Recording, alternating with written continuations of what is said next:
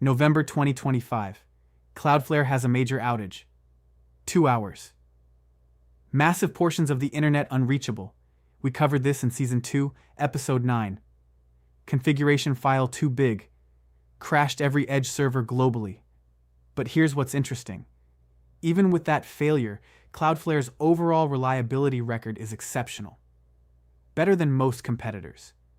Better than many companies claiming 5 nines of uptime. So the question isn't why did Cloudflare fail in November 2025? The question is, why does Cloudflare almost never fail the rest of the time? Cloudflare runs one of the largest networks on Earth, 300 plus cities, 20% of the internet routes through their infrastructure, and they've built a self-healing architecture that contains failures, routes around problems, and recovers automatically. This is the story of how Cloudflare built infrastructure that expects failure, how they learned from their November 2025 outage, and what self-healing systems actually look like at a massive scale. Welcome back to Season 3 of the Breakdown Economy. I'm Tony. Before we talk about how Cloudflare stays online, we need to understand what they actually do. Because Cloudflare isn't just one thing. It's a platform that sits between users and websites, doing multiple jobs simultaneously. When you visit a website that uses Cloudflare, you're not connecting directly to that website's servers. You connect to Cloudflare first. Cloudflare sits in the middle, acts as a proxy, then connects to the actual website. Why would websites want this? Because Cloudflare provides multiple services simultaneously. Service 1. DDoS protection, distributed denial of service. DDoS attacks aim to overwhelm websites with traffic. Cloudflare absorbs the attack traffic before it reaches the actual website. Cloudflare's network is massive enough to absorb attacks that would take down almost any single website. Service 2. Content Delivery Network, CDN. Cloudflare caches website content at edge servers close to users, makes websites faster. User in Tokyo? Cloudflare serves content from Tokyo servers, not from a data center in Virginia, reduces latency, speeds up load times, better user experience. Service 3. Security Web Application Firewall, bot detection, SSL TLS encryption, rate limiting, all running at the edge. Cloudflare filters malicious traffic, blocks bots, and prevents attacks, all before requests reach the actual website. Service 4. DNS. Cloudflare runs one of the world's fastest DNS resolvers, translates domain names to IP addresses. This is critical infrastructure. If DNS fails, websites become unreachable even if the servers are running fine. The scale: over 20% of websites route through Cloudflare. Discord, Shopify, millions of smaller sites. When Cloudflare works, 20% of the internet works better, faster, more secure, and more resilient. When Cloudflare fails, 20% of the internet becomes unreachable. That's the double-edged sword of infrastructure concentration: efficiency and capability at scale, but also systemic risk. So how does Cloudflare keep all of this running reliably? The answer is architecture designed for failure. Cloudflare's self-healing architecture starts with something called ANYCAST. Most networks don't use this. Understanding why Cloudflare does is key to understanding their resilience. Traditional internet routing works like this. Each server has a unique IP address. You want to reach a specific server, so you route to that specific IP address. Problem: if that server fails, requests fail. You need a separate mechanism to detect failure and redirect traffic. ANYCAST is different. Multiple servers announce the same IP address from different locations.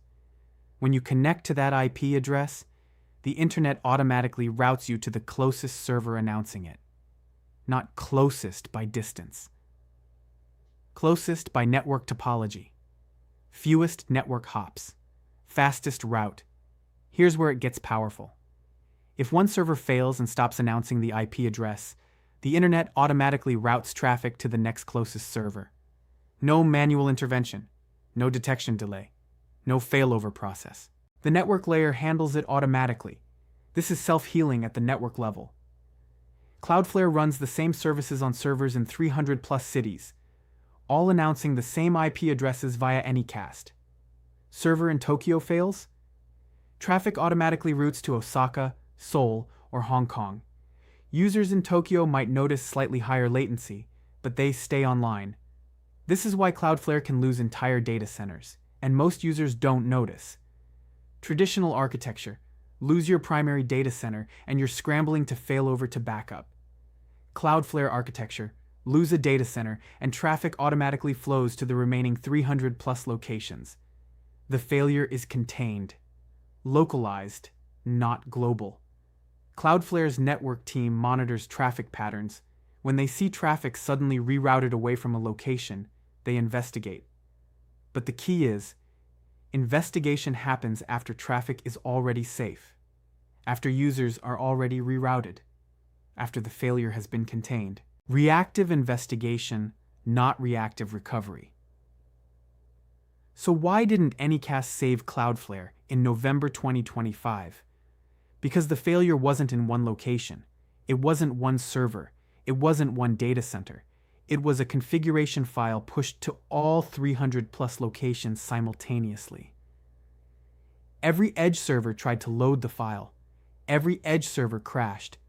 ANYCAST can route around hardware, network, and data center failures. It can't route around a software failure that affects every location identically.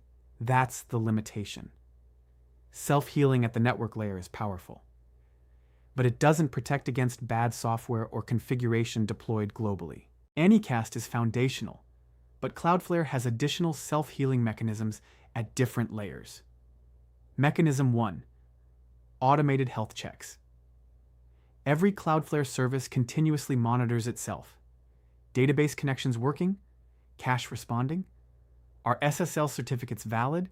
If a service becomes unhealthy, it automatically stops accepting new traffic. ANYCAST then routes around it. This isn't detect failure and alert someone. This is detect failure and automatically remove yourself from rotation. Mechanism 2: intelligent load balancing. Cloudflare doesn't just send traffic to the closest server. It also considers server health, current load, and response times. Server responding slowly? Shift traffic to faster servers. Server approaching capacity? Distribute load elsewhere. This prevents failures before they happen. Don't wait for the server to crash. Reduce load when it's struggling. Mechanism 3: Argo smart routing. Cloudflare uses machine learning to continuously measure internet routes and select the fastest paths. Internet routing isn't static. Congestion changes. Outages happen. Performance varies. Argo tests routes in real time and automatically switches to faster paths when conditions change, not just send traffic to Tokyo. Send traffic to Tokyo via this specific route because it's 30% faster than the alternative right now. Mechanism 4: edge caching and compute. When possible, Cloudflare serves content from cache. The origin server, the actual website, doesn't even see the request. If the origin server goes down, cached content continues to serve. Users don't notice immediately. And Cloudflare workers, serverless compute at the edge, can implement fallback logic. Origin down? Serve cached version, or error page, or redirect. All automated. Mechanism 5: automated attack. Mitigation. DDoS attacks are detected automatically. Malicious traffic is blocked automatically. No human intervention required. Attack traffic floods one location? That location's resources protect themselves and shed the attack traffic. The attack gets distributed across Cloudflare's entire network. No single point is overwhelmed. All of these mechanisms work together. Layered defenses, multiple self-healing systems at different levels. Network layer, ANYCAST application layer, health checks, traffic layer, intelligent load balancing, route layer, Argo optimization content layer, caching and edge compute, security layer, automated attack mitigation. When failures occur, and they will, multiple systems contain and route around the problem. November 2025. Configuration file too big. Every edge server crashed. 2 hours down. What did Cloudflare change after? Cloudflare published a detailed post-mortem, explained exactly what broke, why, and what they're fixing. This is important. Not all companies do this. Some give vague explanations, some hide details. Cloudflare was transparent. That matters for infrastructure. This is critical. Change 1. Configuration size limits. The obvious one, add validation, reject files over a certain size. Don't just assume parsers can handle anything. Should have been there from the start? Sure, but that's hindsight. The important thing is it's there now. Change 2. Staged configuration rollouts. Don't push configuration changes to all 300 plus locations simultaneously. Push to one region. Monitor. Verify it works. Then expand gradually. If there's a problem, it affects one region, not the entire global network. This is the same principle as chaos engineering from episode 2. Test in production, but in a controlled, limited way. Change 3. Automated rollback. If a configuration change causes problems, automatically revert to the last known good configuration. Don't wait for humans to diagnose and manually roll back. Automate the safety mechanism, detect degradation, trigger rollback, restore service, then investigate what went wrong. Change 4. Enhanced pre-deployment testing. More validation before configurations reach production. Size checks. Format validation. Syntax verification. The configuration that broke Cloudflare should have been caught before it reached production edge servers. Now there are multiple gates it has to pass through. These changes don't make Cloudflare failure-proof. Nothing is failure-proof. But they reduce the likelihood of the same type of failure happening again, and they improve the blast radius if something does go wrong. This is how infrastructure gets better. Fail, learn, fix, improve, repeat, improve. Let's synthesize what we've learned across Season 3 so far. Episode 1, Spotify's multi-cloud strategy. Strategic placement, not full redundancy. Episode 2, Netflix's chaos engineering. Deliberately test failures to build resilience. Episode 3, Cockroach DB's distributed consensus. True distributed architecture with no single point of failure. Episode 4, Cloudflare's self-healing systems. Automatic recovery at multiple layers. What's the pattern? Nobody is trying to prevent all failures. That's impossible at scale. Instead, they're building systems that expect failure and recover automatically. Spotify accepts single provider risk in specific areas, strategic trade-offs. Netflix deliberately breaks things to find weaknesses before production finds them. Cockroach DB, no single point of failure by design. Majority consensus survives individual node failures. Cloudflare, multiple self-healing layers. Network routing, health checks, load balancing, automated mitigation. Different approaches, but the same philosophy. Failure is inevitable. Build systems that survive it. Season 2 showed us companies that tried to prevent failure through careful planning and testing. CrowdStrike tested in staging. Still crashed 8.5 million machines in production. Southwest avoided changing anything. SkySolver crashed anyway. AWS, Google Cloud, Cloudflare, all built by world-class engineers. All failed despite extensive planning. The lesson isn't planning doesn't matter. Planning matters. The lesson is planning isn't enough. You also need architecture that survives when plans fail. Cloudflare had a major failure in November 2025. 2 hours. Bad. But look at the other 99.99% of the time. Their self-healing architecture contains failures that would take down most platforms. Hardware fails. They route around it. Locations go offline. Traffic reroutes. Attacks flood the network. Automatically absorbed.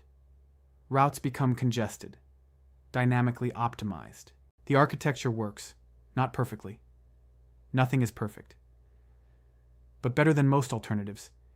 And when the architecture can't save them, like November 2025. They're transparent about what broke, why, and what they're fixing. That transparency matters, especially for the infrastructure 20% of the internet depends. Self-healing infrastructure isn't magic, it's engineering. ANYCAST for automatic network failover. Health checks for automatic service isolation. Load balancing that prevents overload. Route optimization that adapts to conditions. Caching that serves content when origins fail. Layered defenses, multiple mechanisms. Failure is contained at the lowest possible level. Next episode, infrastructure as code. Configuration errors caused major outages in Season 2. Cloudflare's oversized file, Google Cloud's null pointer, and AT&T's network misconfiguration. Here's how HashiCorp's Terraform treats infrastructure like code, with version control, testing, and review to prevent configuration disasters. That's next week on The Breakdown Economy. I'm Tony. Build systems that expect failure, recover automatically, learn from what breaks. And remember, self-healing architecture doesn't prevent all failures, but it limits blast radius, speeds recovery, and keeps systems running through problems that would crash platforms built for perfection.